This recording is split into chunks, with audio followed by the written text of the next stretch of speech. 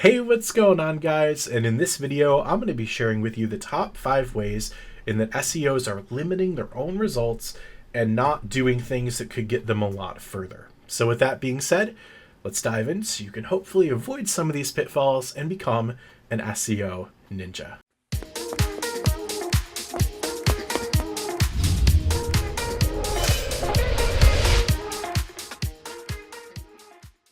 At number 5, we have a fairly recent one that didn't used to be a thing, and that's AI tools.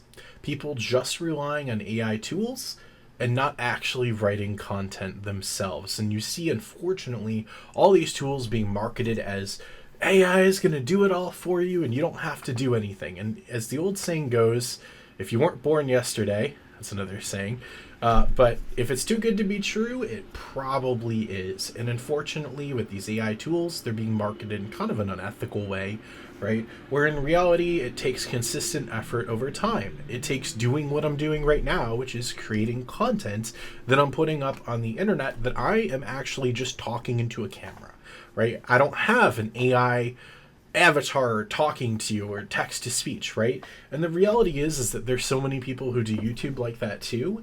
And while I think it's kind of like a fad, I just think people are going to get sick of it.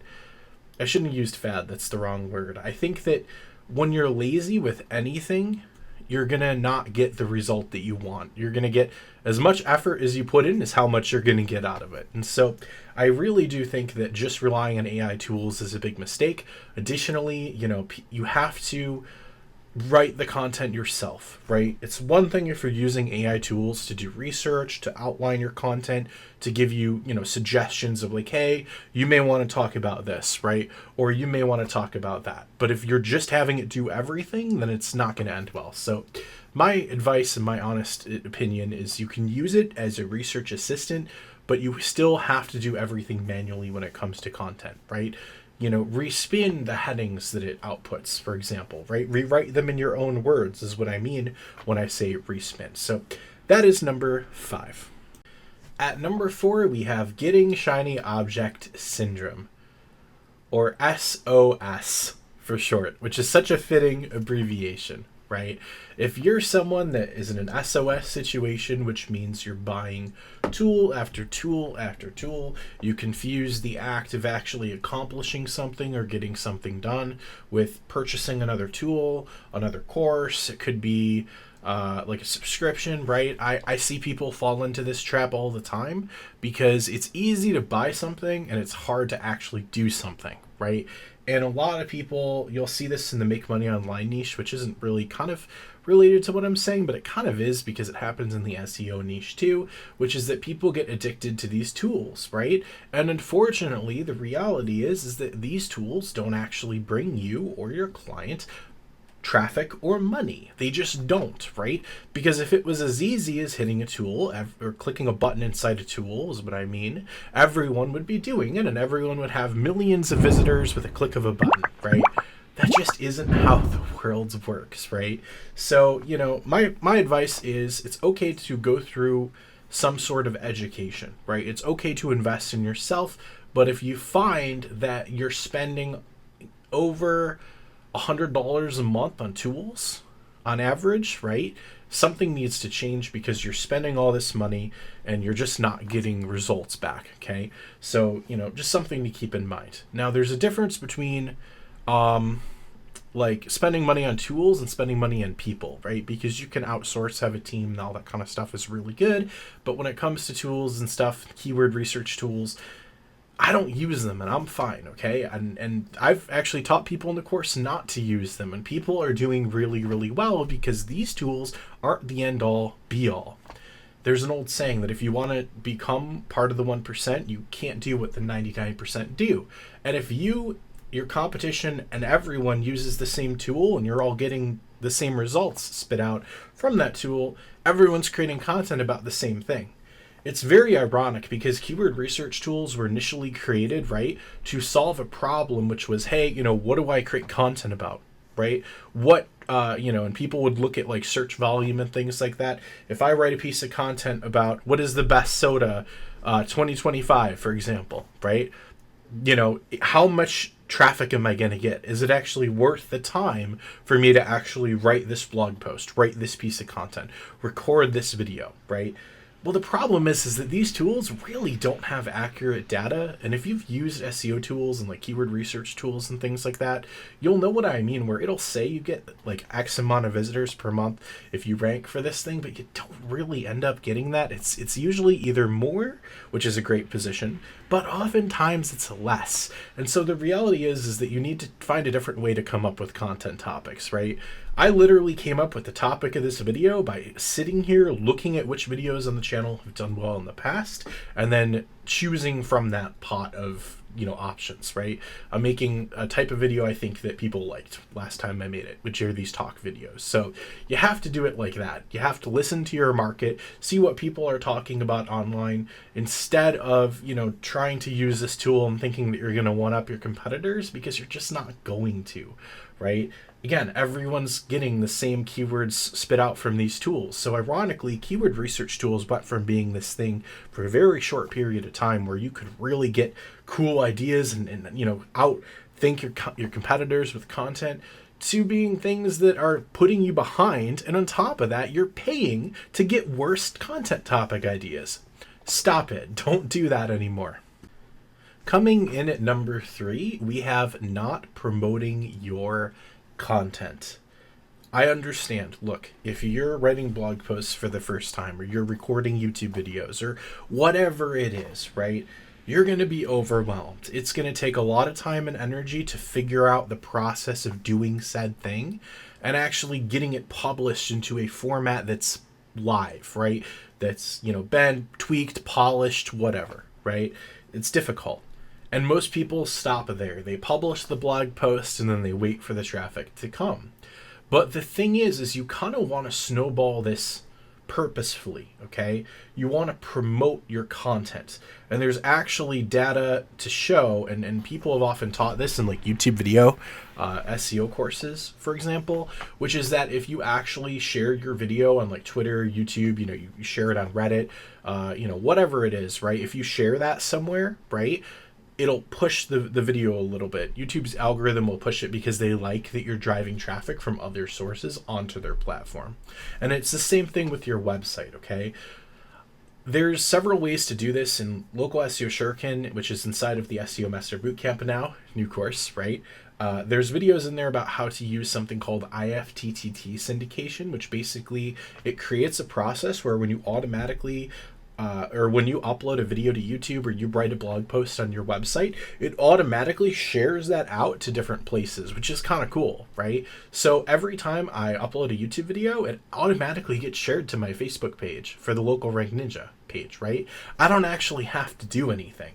So there are tools that you can leverage that will do this for you. And the cool thing with an IFTTT network is you can pay someone once to set it up, like $50-$60 or whatever, and it just continues to do that. And for people like me who have a lot going on in my head, right, between the course lessons that I'm coming out with, the YouTube content, and all these other marketing, channels I'm using right now, for someone like me, I'll forget to, share that stuff, right? I'm just being honest. And so having it be automatically done for you is very, very valuable.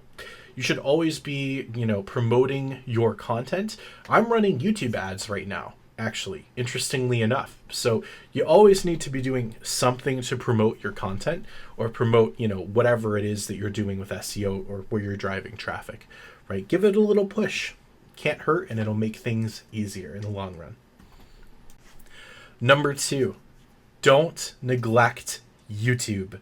Seriously, there is so much potential from YouTube. There's someone in the Facebook group I've talked to. They run a web design agency. If he's more than likely going to watch this, so you know who you are if you're watching this, right?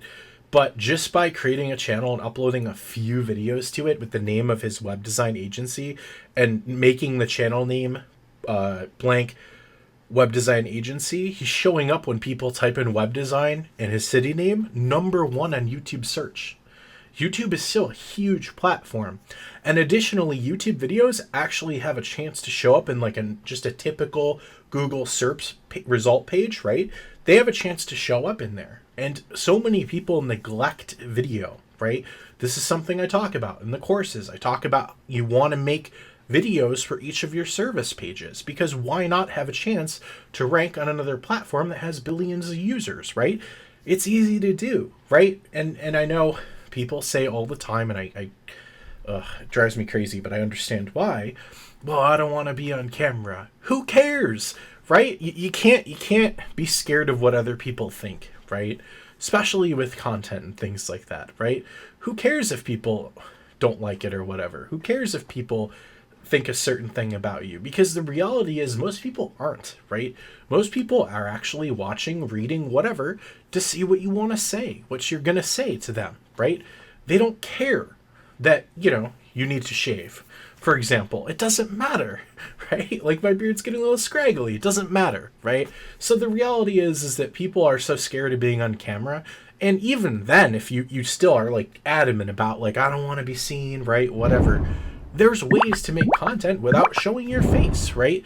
It's a matter of, making yourself do it and overcoming all the kind of objections that you have about video. Because odds are, and if you have clients, you probably know this, if you're an SEO and you're working with clients, most of their competition is not doing video marketing of any kind. There is huge opportunity there.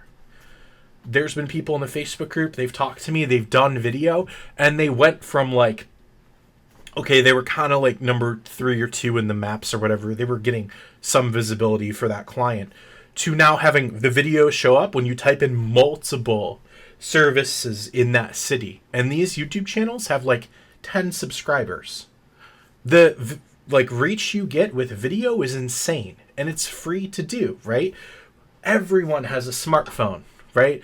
Everyone has some sort of camera, right? So anyone can do it. It doesn't even have to be like this. Yeah, this is a 4K webcam. I think I got scammed because it doesn't seem like it is.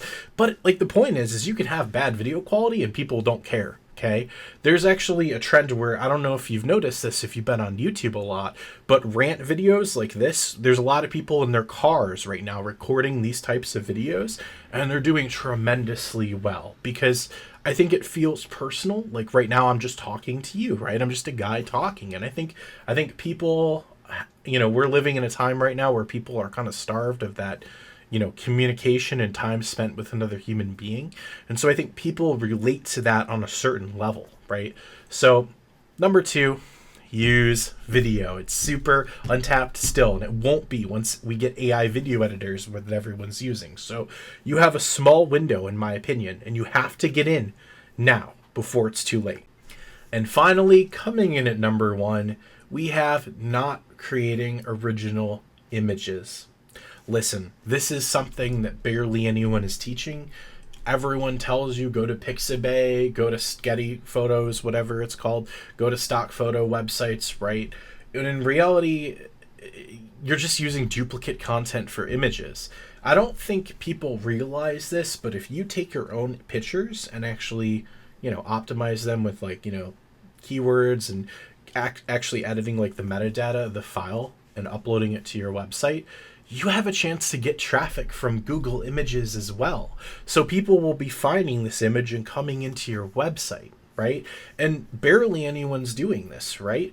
It's something that is easy to do because we now have, it didn't used to be, but because we now have smartphones and, the cameras in these things are just getting better and better and better. You don't even need a DSLR camera anymore, right? You could just take pictures and optimize it, right?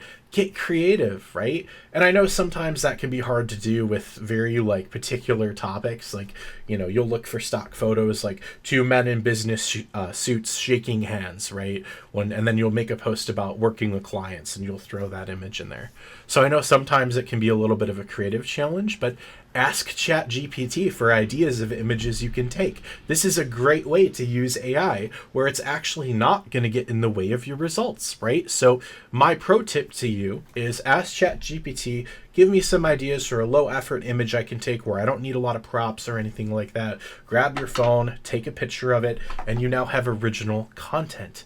And this is going to be something where we've actually done some experiments here at Local Rank Ninja with this stuff, and it works tremendously. Okay, some of my highest performing blog posts on a couple different websites has been partially, I think, because of that, right? Because we have traffic coming in from Google Images. I've been able to verify this, right? We're showing up high in the Google Images searches for some of this stuff. So it's just super easy, right? And all it takes is just snap, snap, snap with your phone and you're good to go. So that's my final pro tip. And I think it's something that by not doing it, people are really limiting themselves.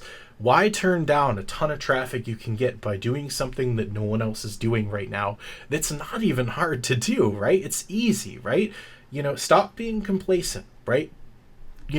Put in effort. Try to come up with creative ideas, right? Think outside the box. So with that being said, that wraps up this video on the top 5 kind of things that you aren't doing that you could be getting more results if you did. I'll figure out a title for this. That's not really a good title.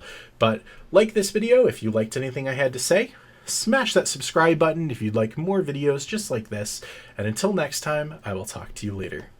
Stay safe and keep being an SEO ninja.